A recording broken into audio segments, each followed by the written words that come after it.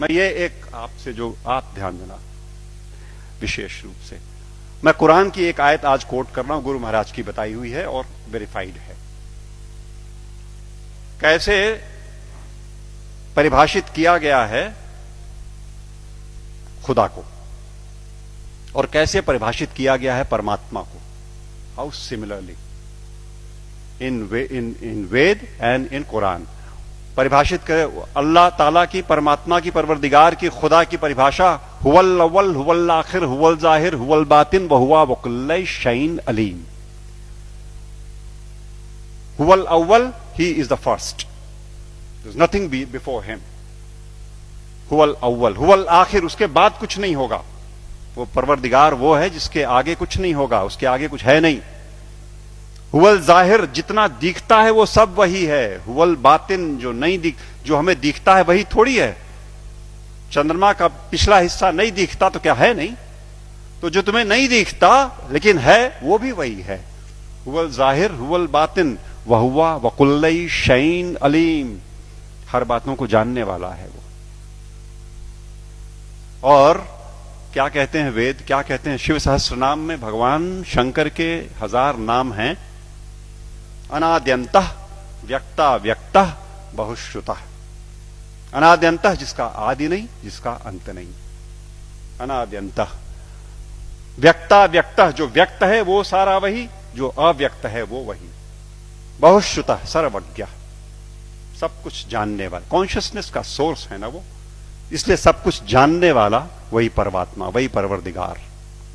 और Bible, I am the alpha and the omega, I am the alpha and the omega, I am the first and the last. किससे लड़ रहे हो और क्यों लड़ रहे हैं?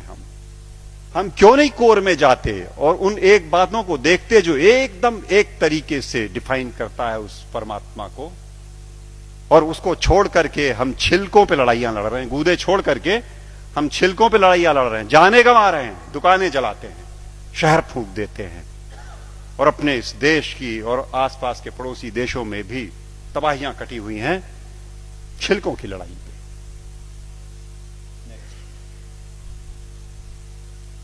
सूफी फकीर कहता है अन अल हक, ट्रांसलेटेड इट मीन्स अहम ब्रह्मास्मि, आई एम द सेम। अन अल हक, ये सूफी फकीर बोलते हैं। लेकिन हम हैं कि लड़ने से बाज नहीं आने वाले। हम हैं वो इसे नहीं सुनेंगे, न मानने को तैयार होंगे। वो वही बात होली बाइबल जब कहती है कि I am the way the truth and the life, no one cometh unto the father but by me. But by me means through the soul, जो हमारे अंदर वो ज्योति का पुंज है, उसी के थ्रू रास्ता अंदर जाएगा।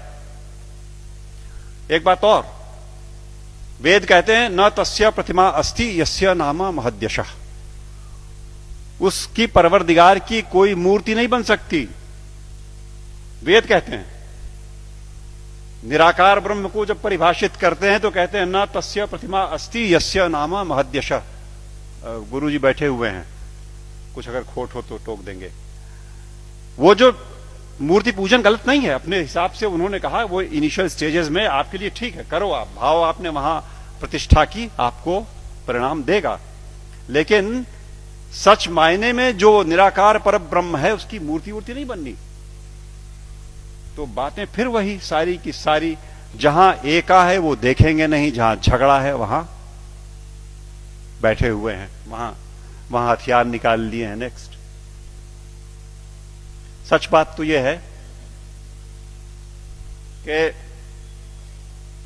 आज की दिक्कत यह है कि यह अधर्म जो है ये धर्म के रूप में चला आया है। समस्या ये हो गई, जो नहीं करने लायक बातें हैं उन्हें हम मानते हैं कि ये धार्मिक है। सती प्रथा थी कभी इसी देश में ना, 6 साल की बच्ची का ब्याह कर दिया, उसे शादी पता नहीं, गुड़िया गुड्डी खेलती हुई, और वो बैठी और मिठाई खा करके बीवी बन गई, पत्नी हो गई। और बगल के गांव का लड़का 8 साल का किसी बीमारी में चला गया, अब ये सती हो गई। अब इसे चढ़ा दो किसी ढेर सारे लकड़ी के ढेर पे और लाठियों से पीट के और ढोल ढपाटे मचाते हुए सती कर दो। पागलपन। It was never a prescription of any of the religions that we have. लेकिन वो एक बार धर्म मान लिया लोगों ने तो अपनी बेटियों को जला दिया। दिक्कत तब है जब देश में अधर्म धर्म का लबादा ओढ़ के आता है, लड़ाई लंबी हो जाती है। हम उसे धर्म मानते हैं जो अधर्म है। अभी चल रहा है, मैंने कैंपेन किया जबलपुर में, एंटी क्रैकर कैंपेन। दिवाली पे मर्यादा पुरुषोत्तम भगवान राम के आगमन के नाम पे ये देश विश्वनाथ जी 6,000 करोड़ रुपए का बारूद अपने आसमान में भरता है। 6,000 करोड़ का बारूद उस देश में जहां दिवाली के दिन करोड़ों के हाथ में एक बताशा नहीं और एक दिया नहीं। अधर्म। जुआ खेलते हैं, शराब पीते हैं, दिवाली में लक्ष्मी जी प्रसन्न हो जाएंगी जुआ खेलने से। What a madness is that. लेकिन चल रहा है।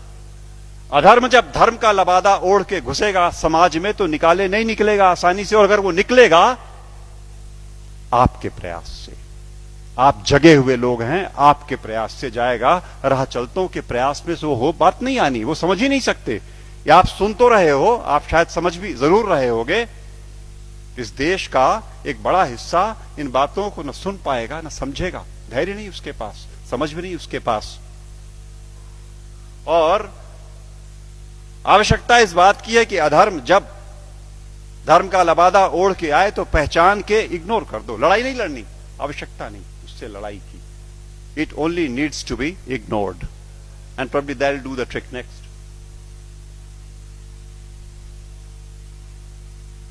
सच बात तो यह है कि हम, जैसा मैं कह रहा था, कि हम छिलकों की लड़ाई में लगे हुए हैं, गूदे की ओर ध्यान नहीं दे रहे। और मेरे घर पे मैं शाम को आसपास के मोहल्ले के गरीब बच्चों को पढ़ाता हूं, थोड़े से। उन्हें रोज एक टॉफी एक बच्चे को देता हूं, उनको इनकरेज करने को कि वो आए। और वो अब जाके थमा है कुछ दिनों पहले, वरना रोज का झगड़ा था। एक टॉफी लाल रैपर में, हरे रैपर में, पर्पल रैपर में। वो मुझे लाल चाहिए सर, मुझे हरी वाली चाहिए। लड़ने पे आमादा आपस में। और जिसे हरी मिल गई वो उछलता है, अंदर बिल्कुल एक चीज, लेकिन वो रैपरों की लड़ाई में परेशान। हमारा सारा देश आज इस धार्मिक रैपर की लड़ाई में गुथा हुआ।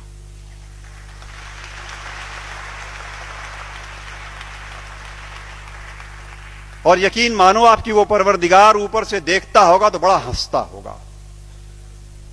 ये मनुष्य मेरा इंटीग्रिटी और मेरा कंपैशन लेकर के पृथ्वी पर मेरे नुमाइंदे बन करके इन रैपर्स पे उलझे हुए लड़ रहे हैं। और ये मेरे घर की छत के बच्चे तो चलो खाली आवाज कशी करते हैं, यहां तो चाकू लगा देते पेट में, यहां तो जान मार देंगे, दुकानें जला देंगे, शहर लूट लेंगे उन रैपर्स की लड़ाई में। कब तक चलेगा मित्रों? सच बात तो यह है, मैं हल्का महसूस कर रहा हूं आज आपके बीच में ये बातें कह करके। मैंने ये बोझ उतार करके आपके कंधे पे डाला। आज मैं अकेला था ये बात बोलने को। आज के बाद आप सबके ऊपर ये जिम्मेदारी है कि आप एक बार रुको, ठहरो, सोचो, जागरूक हो और जागरूक करो औरों को, वरना ये देश की तबाही ऐसे ही चलती रहेगी। नेक्स्ट।